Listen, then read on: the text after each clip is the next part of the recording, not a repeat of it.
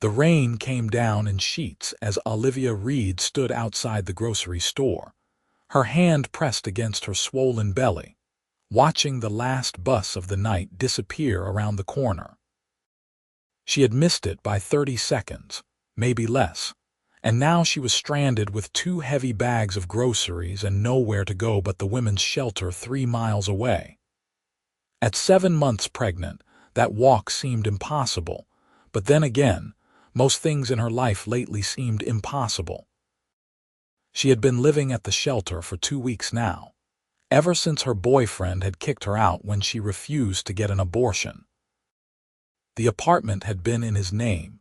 Her job at the diner had cut her hours because she could barely stand for full shifts anymore, and her parents had made it clear years ago that she was no longer welcome in their home after she dropped out of college. She was 23 years old, pregnant, and completely alone in a city that felt colder than the rain soaking through her thin jacket. Olivia took a deep breath and picked up the grocery bags, determined to at least make it to the bus shelter 2 blocks away where she could sit and figure out her next move. She made it half a block before the bag in her left hand split open, sending cans of soup and a jar of peanut butter rolling across the wet sidewalk. "No, no, no," she whispered, setting down the other bag and crouching awkwardly to gather the scattered items. The rain plastered her dark blonde hair to her face, and she could feel tears mixing with the rainwater on her cheeks. This was it. This was rock bottom. "Let me help you with that." The voice came from behind her, deep and steady. Olivia looked up to see a man in an expensive-looking charcoal coat crouching beside her, already gathering the cans. He was maybe in his early 30s, with dark hair that was getting wet in the rain and eyes that held genuine concern rather than pity. "I'm fine," Olivia said automatically, even though she clearly was not fine. "I can see that," the man said, and there was something almost gentle in his tone. "But humor me anyway. I'm Harrison Keller, and I happen to be very good at picking up runaway soup cans." Despite everything, Olivia felt the corner of her mouth twitch. "Olivia Reed, and apparently I'm very bad at buying grocery bags that hold together." Harrison gathered the last of the items and stood, offering her his hand. She took it and let him help her up, acutely aware of how she must look, bedraggled and pregnant and desperate. He pulled off his coat without a word and draped it over her shoulders. It was still warm from his body heat and smelled like cedar and rain. "I can't take your coat," Olivia protested. "You'll get soaked." "I'm already soaked," Harrison pointed out, "and I'm parked right there." He nodded toward a sleek black car at the curb. "Where are you headed? I can give you a ride." Every instinct told Olivia not to get in a car with a stranger, but she was so tired, so cold, and the walk to the shelter suddenly seemed insurmountable. She hesitated, and Harrison seemed to sense her uncertainty. "Look, I know how this sounds," he said. Strange man offering a pregnant woman a ride in the rain. "But I promise you, I'm harmless. I have 3 sisters, and they would kill me if I left someone in your situation standing in the rain. You can take a picture of my license plate and text it to someone if it would make you feel safer." There was something about his earnestness that made Olivia believe him, or maybe she was just too exhausted to care anymore. "The Riverside Women's Shelter on Marion Street," she heard herself say. Something flickered across Harrison's face, but he just nodded and picked up both bags of groceries, leading her to the car. He opened the passenger door for her and loaded the groceries in the back before sliding into the driver's seat. The interior was warm and dry and smelled like leather. They drove in silence for a few minutes, the only sound the rhythmic swish of the windshield wipers. Olivia stared out the window, hyper-aware of the expensive car and the man beside her who had stopped to help when no one else had even looked her way. "How far along are you?" Harrison asked finally, his voice carefully neutral. 7 months.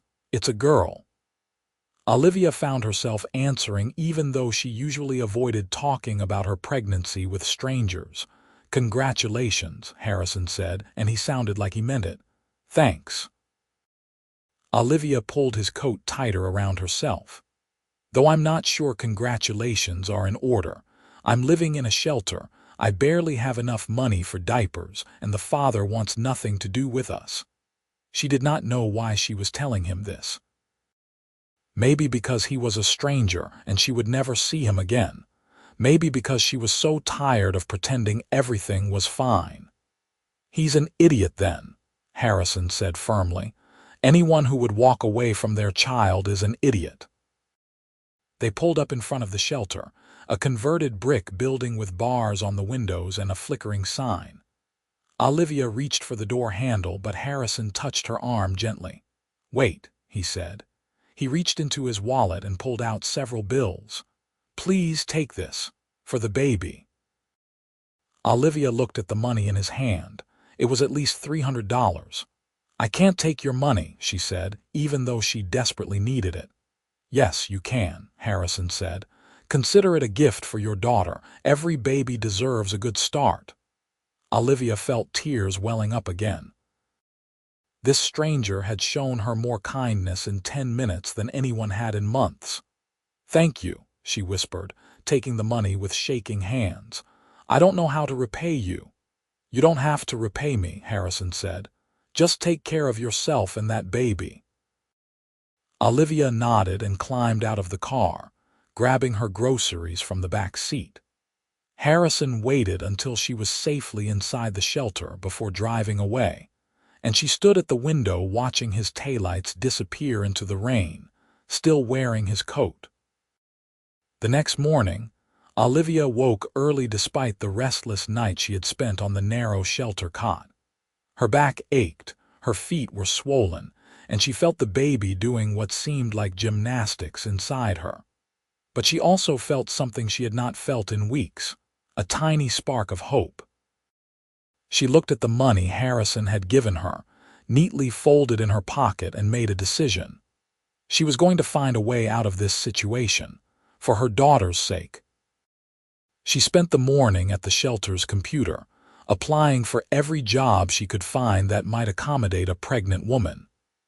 Waitressing, data entry, anything that would let her work sitting down or with flexible hours. Then she searched for affordable apartments, even though the prices made her heart sink.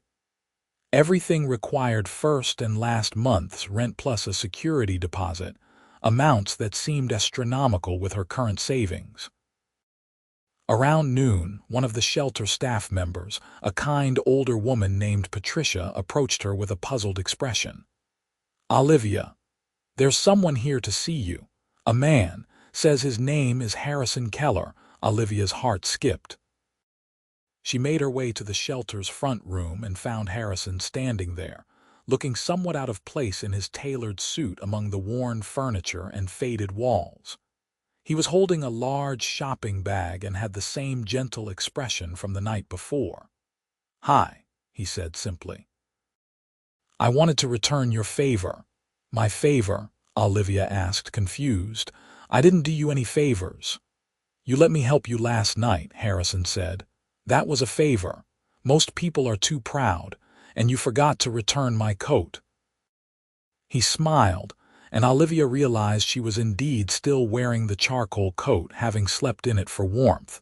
She started to shrug it off, but Harrison held up his hand. Keep it. It looks better on you anyway, but I did bring you some things. He held out the shopping bag. Just some essentials. I asked my sister what a pregnant woman might need, and she made me a list. Olivia peered into the bag and saw prenatal vitamins, comfortable-looking maternity clothes, pregnancy pillows, and various other items. Tears sprang to her eyes before she could stop them. Why are you doing this?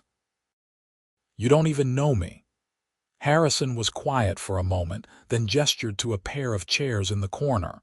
Can we sit? They sat, and Harrison leaned forward, his elbows on his knees. 5 years ago, my youngest sister got pregnant, he said quietly. She was 21, scared, and the guy took off the moment she told him. She didn't want to tell our family because she was ashamed. She ended up living in her car for 2 weeks before I found out. I'm sorry, Olivia said softly. It was the worst 2 weeks of her life, Harrison continued. And when I think about what could have happened, how much worse things could have gotten if someone hadn't helped her. He shook his head. When I saw you last night, I saw her, and I couldn't just drive away. What happened to your sister? Olivia asked. She's great now, Harrison said, his face brightening. She lives with me and my nephew, who just turned 4 and is the terror of my entire household. She went back to school, got her degree, and she's working as a graphic designer, but it took a lot of help to get there. Family help. I don't have family, Olivia admitted. Not anymore. Everyone deserves family, Harrison said firmly, and sometimes family is not the people you're related to. He pulled out a business card and a key. This is the address of an apartment building I own. Unit 412 is vacant and furnished. It's yours if you want it. Olivia stared at the key in disbelief. I can't afford an apartment. I can barely afford food. The first 3 months are free, Harrison said. After that, we will figure out a payment plan based on what you can afford. No pressure, no strings attached. Just a safe place for you and your daughter. Why? Olivia whispered. Why would you do this for a complete stranger? Harrison met her eyes and she saw no pity there, only understanding. Because everyone deserves a chance, and because I can. Let me help you, Olivia, please. Olivia looked at the key, then at the man who had appeared in her life like some kind of guardian angel. Every logical part of her brain screamed that this was too good to be true, that there had to be a catch. But her gut told her Harrison was genuine. And right now, her gut was all she had to trust. Okay, she said finally. Okay, thank you. The apartment was small but clean, with 1 bedroom, a tiny kitchen, and a living room that got afternoon sunlight. Harrison helped her move in, which did not take long since all her possessions fit in 3 trash bags. He also had groceries delivered and made sure the utilities were turned on. Through it all, he was respectful and kind, never making her feel like charity, always treating her like a person deserving of dignity. I'll check in on you in a few days, Harrison said as he prepared to leave. If you need anything before then, my number is on that card. Any time, day or night. I mean that. After he left, Olivia stood in the middle of her new apartment and cried. But this time, they were not tears of despair. They were tears of relief and gratitude and the overwhelming feeling that maybe, just maybe, everything was going to be okay. Over the next few weeks, Harrison did check in regularly. He would stop by with food or baby supplies, always calling first, always respectful of her space. They began to talk, really talk, and Olivia learned that Harrison was not just kind but also funny, intelligent, and surprisingly easy to be around. He owned several apartment buildings throughout the city, as well as other properties she did not quite understand. He mentioned something about investments and real estate development, but he was modest about his work in a way that made her think he was more successful than he let on. For his part, Harrison seemed genuinely interested in her life.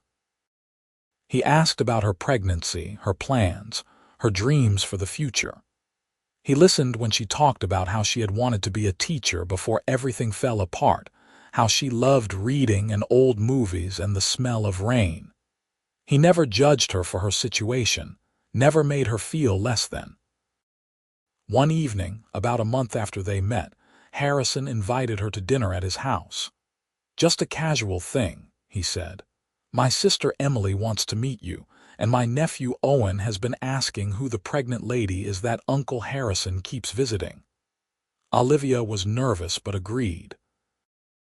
Harrison picked her up and drove to a beautiful historic home in one of the city's nicer neighborhoods. The house was large but warm, with comfortable furniture and toys scattered across the living room floor.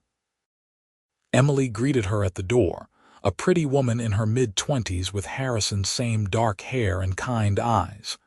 "It's so nice to meet you," Emily said, pulling Olivia into a gentle hug. "Harrison has told me so much about you, and this is Owen." A small boy with curly hair peeked out from behind his mother's legs. "Are you having a baby?" he asked with the directness of a 4-year-old. "I am," Olivia said, smiling. "A little girl. I like girls," Owen announced. "My friend Zoe is a girl and she is very fast at running." Dinner was chaotic and wonderful. Owen chattered nonstop. Emily told embarrassing stories about Harrison, and Harrison defended himself with good-natured protests. Olivia found herself laughing more than she had in months, feeling like part of something she had almost forgotten existed, a family. After dinner, while Emily was putting Owen to bed, Harrison and Olivia sat on the back porch overlooking a small garden. The evening was warm, and Olivia could hear crickets chirping in the growing darkness. "Thank you for tonight," Olivia said. "Your family is wonderful."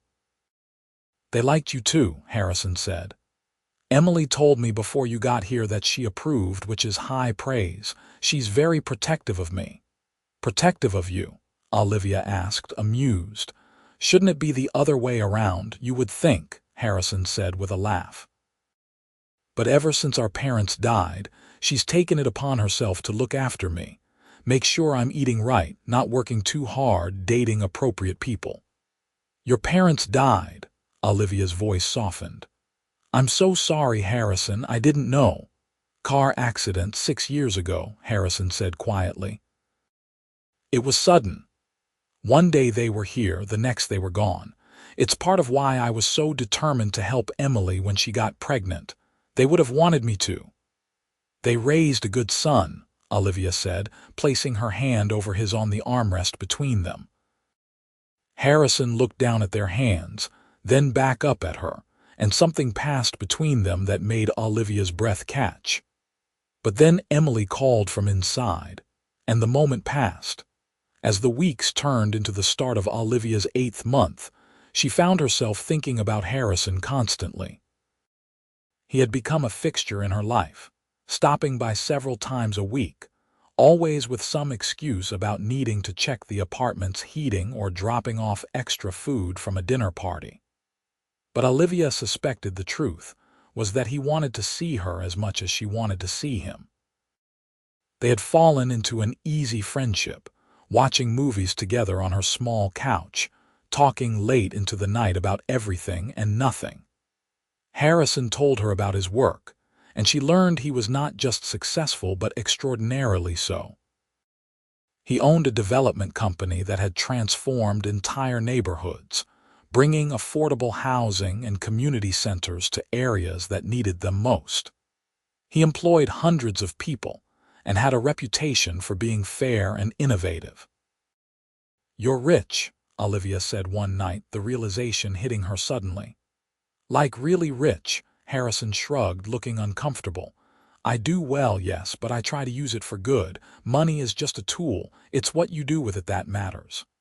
"Is that why you helped me?" Olivia asked. "Because you can." "I helped you because I wanted to," Harrison said, turning to face her on the couch. "Because from the moment I saw you standing in that rain, trying so hard to be strong, I knew you were someone special. The money had nothing to do with it." Olivia's heart pounded. "Harrison." "I know the timing is terrible," Harrison said quickly. "I know you're pregnant and dealing with so much, and the last thing you need is me complicating things. But I need you to know that what we have, it's not just charity for me. I care about you, Olivia, more than I probably should." "The timing is terrible," Olivia agreed, but she was smiling. "I'm about to have a baby, I'm barely getting my life together, and I'm living in an apartment you own. This could be the world's most complicated situation. Or it could be simple," Harrison said. I care about you. You care about me. Everything else we will figure out together. I do care about you, Olivia admitted. So much it scares me sometimes. You've done so much for me, and I keep waiting for the catch, for the moment when I wake up and realize this is all too good to be true. Harrison reached out and cupped her face gently. No catch, no hidden agenda, just me, falling for a brave, beautiful woman who loves old movies and the smell of rain. He kissed her then, soft and sweet and full of promise. Olivia kissed him back, her hand resting on his chest, feeling his heartbeat racing as fast as her own. When they pulled apart, she was crying again, but these were happy tears. I'm a mess, she laughed, wiping her eyes. I cry at everything now. The baby makes me emotional. You're perfect, Harrison said firmly. Every part of you. They spent the rest of the evening curled up together, making plans and dreaming about the future. Harrison promised to be there for the birth, to help with the baby, to support Olivia in whatever she needed. It should have felt rushed or crazy, but somehow it just felt right. 2 weeks later, Olivia went into labor. It was 3 in the morning, and her water broke while she was trying to get a glass of water in the kitchen. She called Harrison, trying to stay calm, and he was at her door within 15 minutes, having apparently broken every speed limit in the city. I've got you, he said, grabbing the hospital bag they had packed together a week earlier. Everything is going to be fine. The labor was long and difficult. Olivia had never felt pain like this, and there were moments when she was sure she could not do it. But Harrison was there the entire time, holding her hand, wiping her forehead, telling her how strong she was, how amazing, how proud he was of her. When her daughter finally entered the world at 6:43 in the morning, letting out a loud, healthy cry, Olivia burst into tears. The nurse placed the baby on her chest, and Olivia looked down at the tiny, perfect face and felt her heart expand in a way she had not known was possible. She's beautiful, Harrison whispered, and when Olivia looked up, she saw tears in his eyes too. You want to hold her? Olivia asked. Harrison looked startled. Are you sure? I'm sure. The nurse helped transfer the baby to Harrison's arms, and he stared down at the infant with such wonder and tenderness that Olivia fell in love with him all over again. He was a natural, supporting the baby's head carefully, murmuring soft words to her. Does she have a name? The nurse asked. Olivia had been thinking about names for months, but suddenly she knew exactly what she wanted to call her daughter. Hope, she said. Her name is Hope. Hope Reed, Harrison said softly. It's perfect. Hope Reed Keller, Olivia corrected, and Harrison's head snapped up. Olivia, you don't have to. I want to, Olivia said firmly. You were there for her birth. You've been there for everything. You're going to be in her life, Harrison, I know that much, so she should have your name too. Harrison looked like he might cry again. He carefully returned Hope to Olivia's arms and leaned down to kiss her forehead. I love you, he said. Both of you. I know it's fast and I know it's crazy, but I love you. I love you too, Olivia whispered back. So much. The first few weeks with a newborn were exhausting and overwhelming, but Harrison was true to his word. He was there for every late-night feeding, every diaper change, every moment of panic when Hope cried and they could not figure out why. He moved them into his house, saying the apartment was too small and he wanted them close. Emily was thrilled, turning one of the spare bedrooms into a beautiful nursery with soft yellow walls and hand-painted stars on the ceiling. Owen was fascinated by the baby, wanting to help with everything even though his help was not always actually helpful. Emily took on the role of honorary aunt with enthusiasm, showing Olivia tips and tricks she had learned with Owen and providing much-needed female companionship.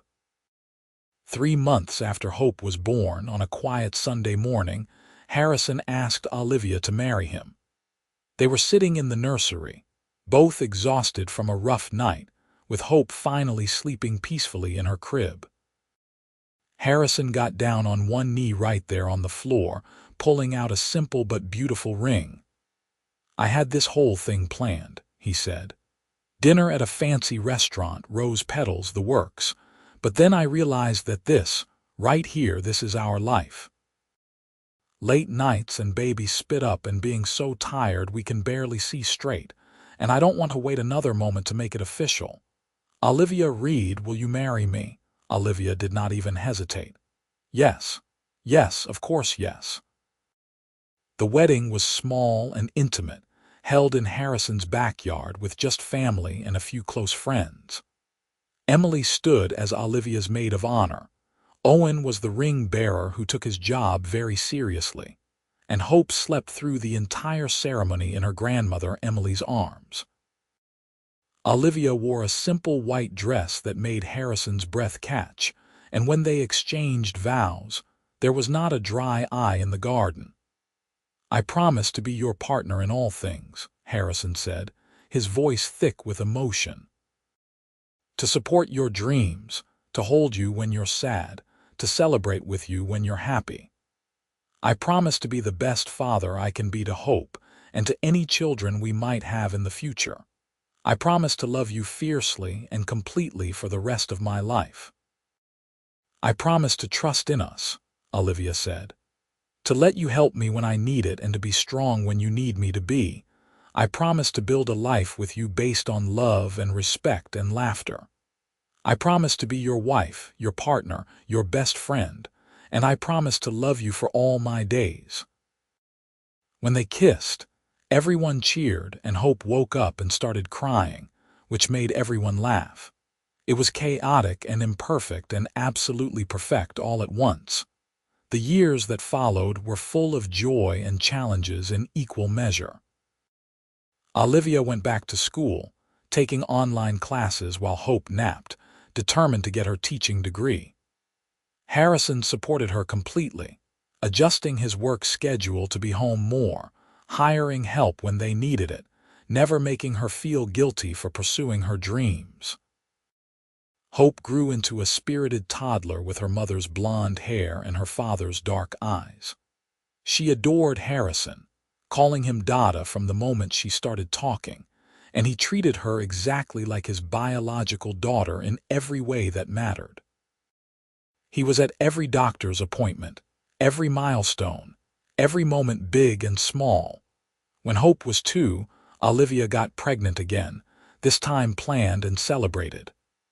Their son, Henry, was born on a snowy December morning, and this time Olivia's labor was much easier. Harrison was there again, of course, and when he held his biological son for the first time, the emotion on his face mirrored exactly what Olivia had seen when he first held Hope. "He's perfect," Harrison whispered, "just like his mother and sister." "He has your nose," Olivia said, smiling. "Poor kid," Harrison joked, but his eyes were wet. Life settled into a beautiful rhythm. Olivia graduated with her teaching degree and got a job at a local elementary school, teaching 3rd grade. She loved it, loved seeing children learn and grow, loved making a difference in young lives. Harrison continued to expand his business, but he also made sure to keep his priorities straight. Family dinners were sacred, as were weekend outings to the park or the zoo, or just lazy days at home. Emily met someone, a kind architect named David who worked with Harrison on several projects. They dated for a year before getting engaged, and Olivia helped Emily plan a wedding that was bigger and more elaborate than their own had been. Owen was excited to have a dad officially, though David had already been filling that role for months. On Hope's 5th birthday, Harrison sat Olivia down after the party was over and the kids were in bed. "I have something for you," he said, pulling out an envelope. Olivia opened it to find legal documents. She scanned them, confused, until she realized what they were. "You're offering to forgive all the back rent on the apartment?" she asked. "Harrison, I've been paying you every month like we agreed." "I know," Harrison said, "but I did the math, and you've paid back the original 3 months I gave you free plus more.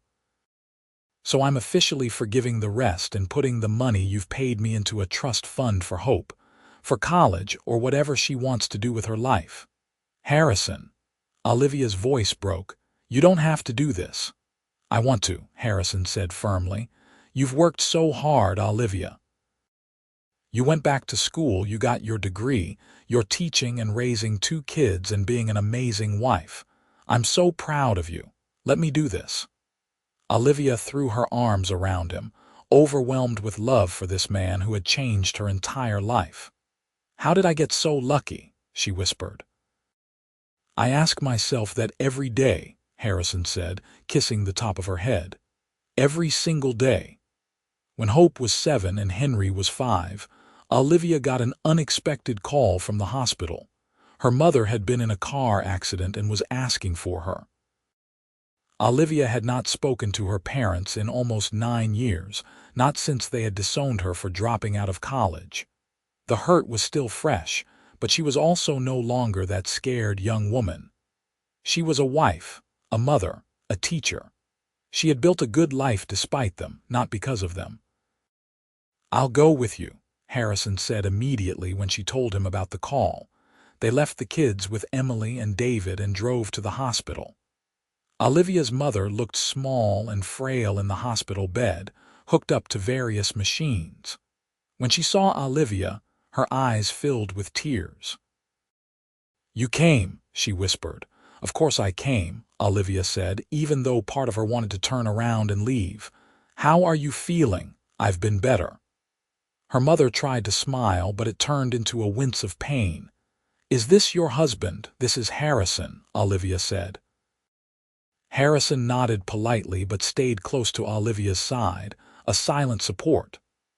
"I'm sorry," her mother said suddenly, "for everything, for turning my back on you when you needed me most, for being too proud and too stubborn to reach out all these years. Your father and I, we thought we were doing the right thing, teaching you a lesson, but we were wrong, so terribly wrong."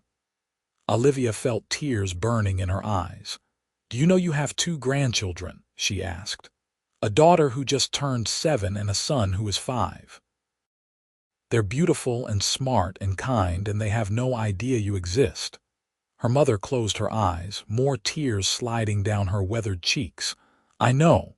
I've known for years. I see your Facebook sometimes. Your privacy settings are not very good." Despite everything, Olivia almost laughed. "You've been stalking my Facebook." "Every day," her mother admitted. "I've watched you build this beautiful life, and I've been so proud and so heartbroken all at once. Proud because you did it without us, but heartbroken because I wasn't there to see it happen." Harrison squeezed Olivia's hand gently, and she took a deep breath. "I don't know if I can forgive you right away," she said honestly. "You hurt me badly, but I'm willing to try if you're willing to try too. My kids deserve to know their grandmother if she's going to be a positive presence in their lives." "I am," her mother said fervently. "I promise, Olivia, I've changed. Your father has too, though he was too ashamed to come with me when I asked you here, but we've changed. Please give us a chance." It took time, but slowly, carefully, Olivia let her parents back into her life. They met Hope and Henry, showering them with the kind of love and attention they had never given Olivia. It was hard sometimes, seeing what she had missed out on, but Harrison was always there to remind her that she was strong, that she had survived, that she had built something beautiful from nothing. Her father apologized too, months later, crying in a way Olivia had never seen him cry before. He talked about pride and mistakes and regrets, and while it did not erase the past, it helped heal some of the wounds. By the time Hope was 10, the relationship was not perfect, but it was better. Her parents came to school plays and birthday parties. They spent holidays together, sometimes awkwardly, but with genuine effort from everyone involved. Olivia's mother doted on the children, and her father taught Henry how to build things with his hands, passing down skills from his years as a carpenter. "I never thought I would have this," Olivia told Harrison one night as they sat on their porch, watching the kids play in the yard with their grandparents. "A real family, people who love me." "You always deserved it," Harrison said, pulling her close. "You just needed to find the right people."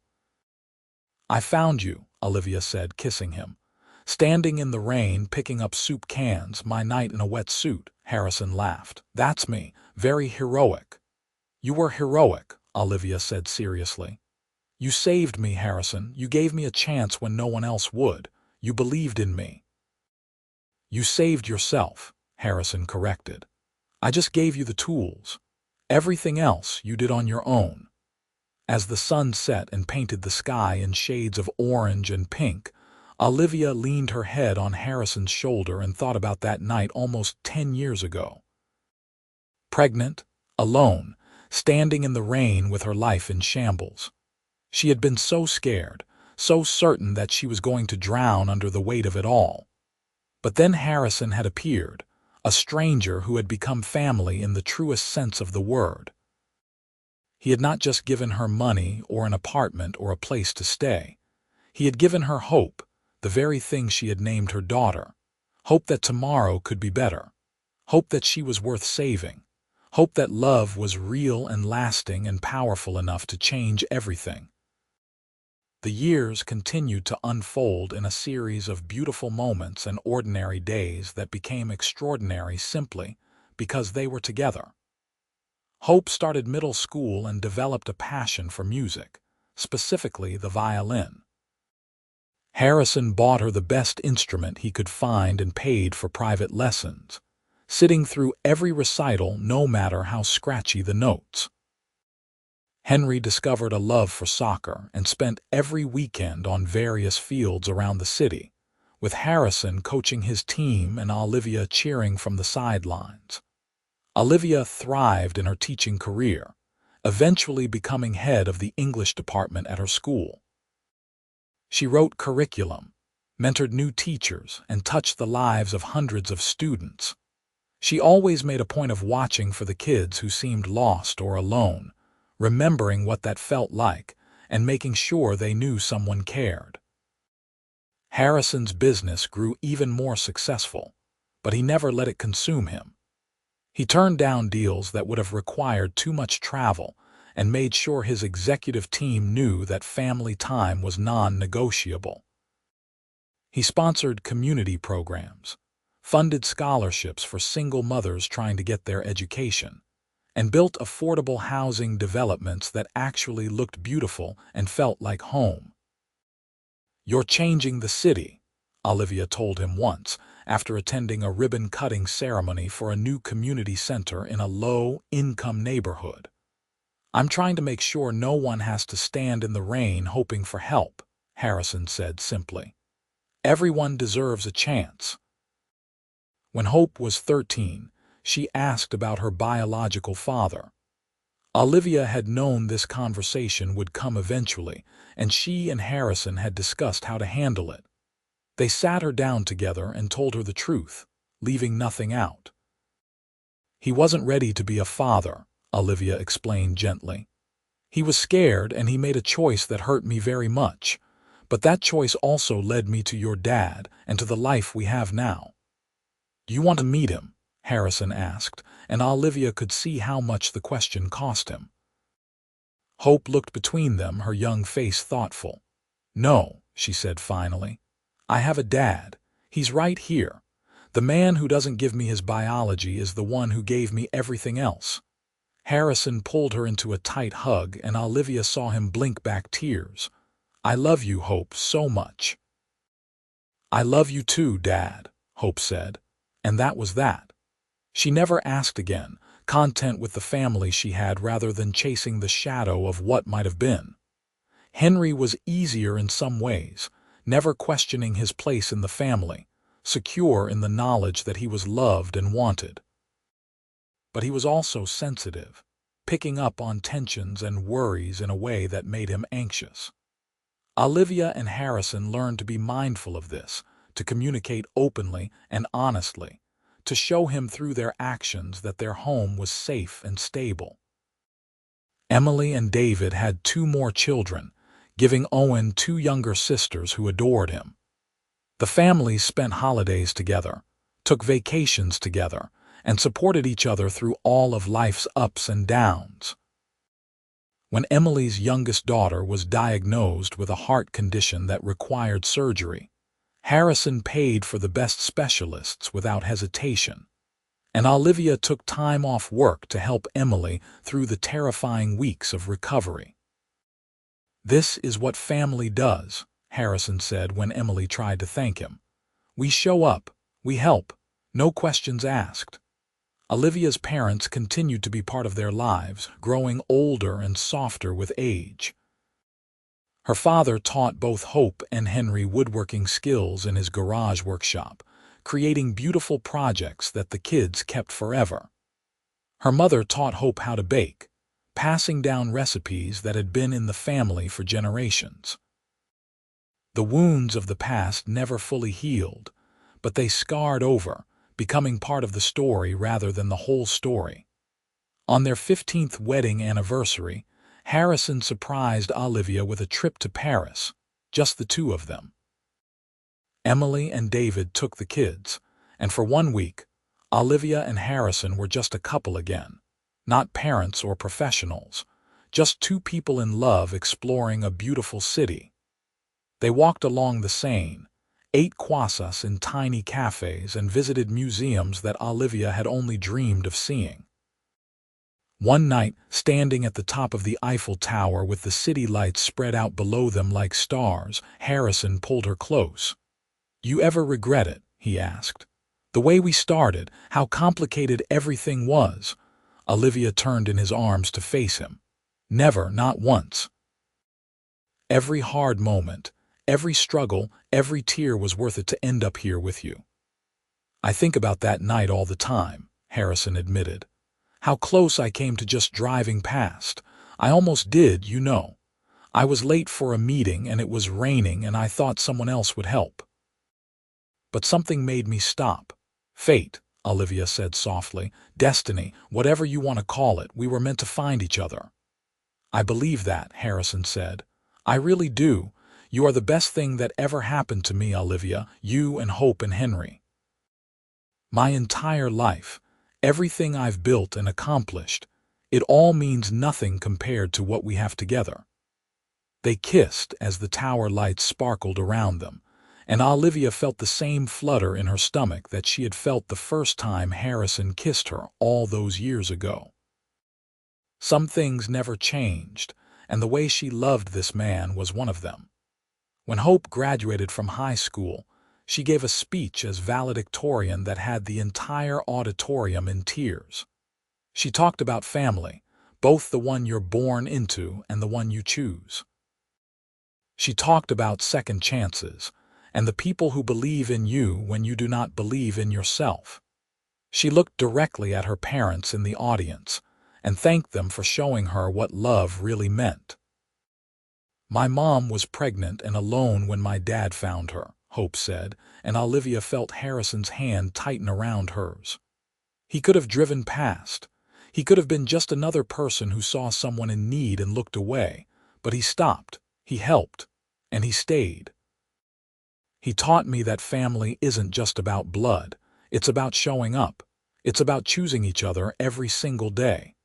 Mom, Dad, thank you for choosing each other.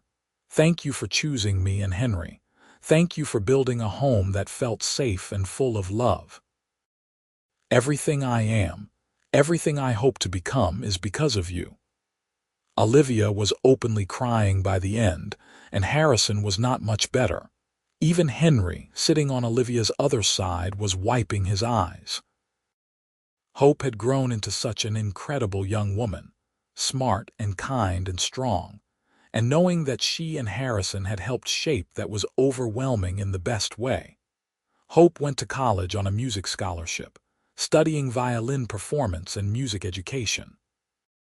She called home at least twice a week, regaling them with stories about her classes and friends and the small dramas of dorm life. Henry was a sophomore in high school by then, deep into his soccer career, and starting to think about colleges himself. The house felt quieter with Hope gone, but it was not empty. Harrison and Olivia had always made their marriage a priority, and now they had time to rediscover each other outside of active parenting.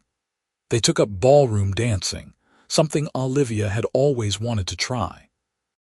Harrison was terrible at it initially, tripping over his own feet and making Olivia laugh until she could barely breathe. "I'm a very successful businessman," Harrison protested after stepping on her toes for the third time in one song. "I negotiate million-dollar deals. Why can't I do a simple waltz?" "Because business deals don't require rhythm," Olivia teased, kissing him despite his two left feet. Eventually, Harrison improved and they spent many evenings in their living room, dancing to old songs and remembering their early days together. The struggles that had once seemed insurmountable now felt like ancient history, just stories they told to remind themselves how far they had come. Henry graduated 3 years after Hope, accepting a soccer scholarship to a university on the West Coast. His last night at home, he sat with Olivia and Harrison on the back porch, looking out at the yard where he had spent so much of his childhood. "I'm going to miss this," Henry said quietly. "All of it. The house, the family dinners, having you guys right there whenever I needed you." "We're just a phone call away," Olivia reminded him, though her own heart was breaking a little at the thought of her youngest leaving. "Any time, day or night." "I know," Henry said. He looked at his parents, his expression serious. "I want you guys to know that I see it, what you built. The life you gave us. Hope and me, we hit the lottery when it comes to parents. Not everyone gets what we got." "You two are our greatest achievement," Harrison said, his voice rough with emotion. "Everything else is just details." After Henry left for college, Olivia and Harrison found themselves empty nesters for the first time in 18 years. It was an adjustment, learning to fill the house that suddenly seemed too big, too quiet. But they adapted as they always had. They traveled more, visiting Hope and Henry at their respective schools, taking trips to places they had always wanted to see. Olivia wrote a book about her experiences, a memoir about being pregnant and alone and finding hope in unexpected places. She changed names and details to protect privacy, but the heart of the story was true.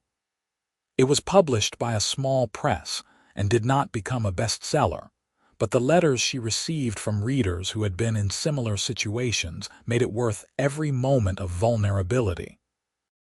"You're giving other people hope," Harrison said when she read him some of the letters, "just like I hoped you would." "We're giving them hope," Olivia corrected. "This story isn't just mine, it's ours." Hope graduated from college with honors and got a job teaching music at a public school in a low-income neighborhood, following in her mother's footsteps of wanting to make a difference. She met a young man named Daniel, a fellow teacher who coached the school's basketball team. They dated for 2 years before he proposed, and Hope called home bursting with excitement. "He's wonderful, Mom," Hope gushed over the phone. "He's kind and funny, and he believes in the same things I do. I want you guys to meet him." When they did meet Daniel, both Olivia and Harrison liked him immediately.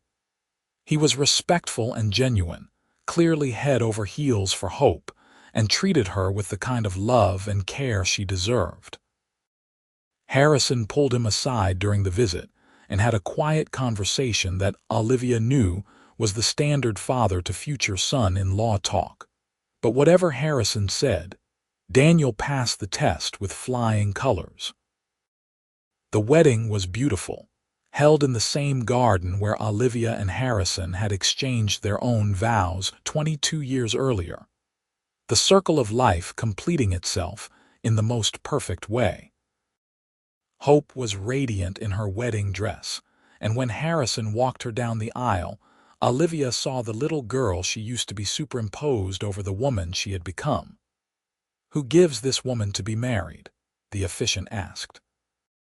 "Her mother and I do," Harrison said, his voice strong and clear despite the emotion Olivia knew he was feeling. "With all our love and all our blessings." Henry brought a girlfriend to the wedding, a smart pre-med student named Sarah whom he had been dating for 6 months. Watching her 2 children happy and settled and starting their own lives, Olivia felt a deep sense of peace and accomplishment. "We did it," she whispered to Harrison as they danced at the reception. "We raised 2 incredible humans." "You did it," Harrison said. "I just helped." "We did it together," Olivia insisted. "Like everything else." A year after Hope's wedding, she announced that she was pregnant. Olivia burst into tears when she heard, remembering her own pregnancy and how scared she had been. But Hope was not scared. She was excited and prepared with a loving husband and a strong support system. Everything Olivia had not had but had wanted desperately for her daughter. "I'm going to be a grandmother," Olivia said wonderingly to Harrison that night. "How is that possible? I'm not old enough to be a grandmother." "You're definitely old enough," Harrison teased, then ducked when she threw a pillow at him. "But you're going to be the best grandmother, just like you're the best everything else." Hope's son was born on a sunny May morning, and they named him James. Olivia held her grandson for the first time and felt her heart expand yet again, finding room for more love than she thought possible. Harrison was equally smitten, declaring James the most handsome baby ever born despite looking like every other wrinkly newborn. "He has your eyes," Harrison told Hope as they all crowded around the hospital bed. "He has his dad's nose," Hope said, smiling down at her son. "But I hope he has your heart, Dad, both of yours, because you two showed me what it means to love unconditionally." Henry got married 2 years later, a small beach ceremony with just close family and friends. Sarah was everything Olivia could have hoped for in a daughter-in-law, smart and compassionate with a wicked sense of humor. They settled near her medical school, and Henry got a job coaching soccer at a local high school while figuring out his own career path. Olivia retired from teaching at 60, ready to spend more time with her grandchildren and pursue her own interests. Harrison had already scaled back his involvement in the business, trusting his capable team to handle the day-to-day while he focused on legacy projects and philanthropy. They bought a vacation home on the coast, a place where the whole family could gather for holidays and summers. It became the center of their world, filled with children's laughter and elaborate meals and late-night conversations on the deck overlooking the ocean. On Olivia's 65th birthday, surrounded by her children and grandchildren and extended family, she stood to give a toast. Harrison tried to stop her, saying the birthday girl should not have to make speeches, but she waved him off. "I want to say something," Olivia insisted, looking around the table at all the faces she loved. 42 years ago, I was standing in the rain, pregnant and alone and convinced that my life was over.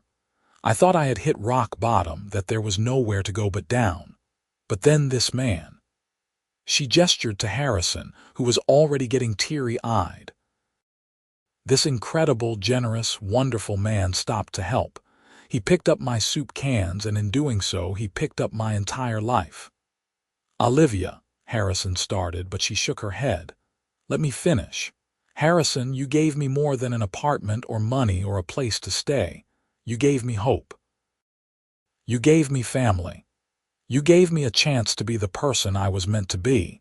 And in return, I gave you 2 children who love you, a life full of meaning and purpose, and my whole heart.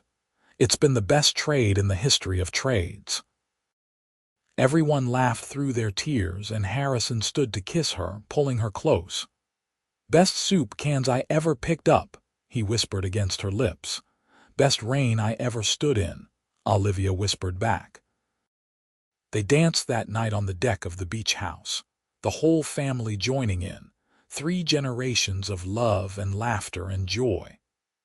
Olivia looked around at everything they had built, from that one moment of kindness on a rainy night so long ago, and felt nothing but gratitude.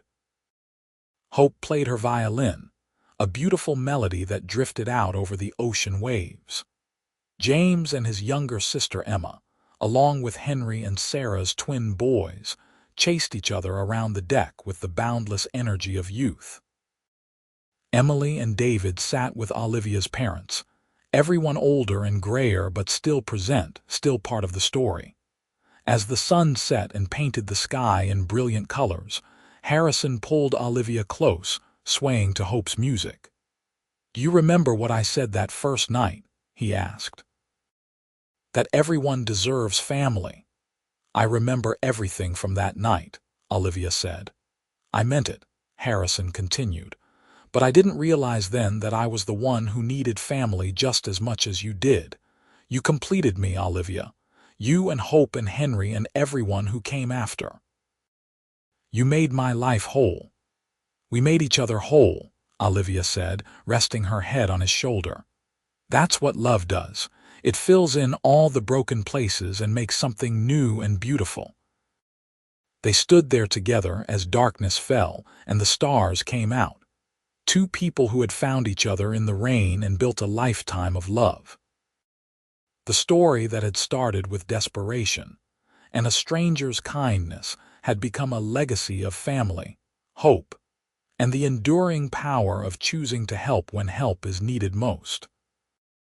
And if sometimes, on rainy nights, Olivia stood at the window and remembered that younger version of herself, scared and alone with soup cans rolling across wet pavement, she did so with a smile.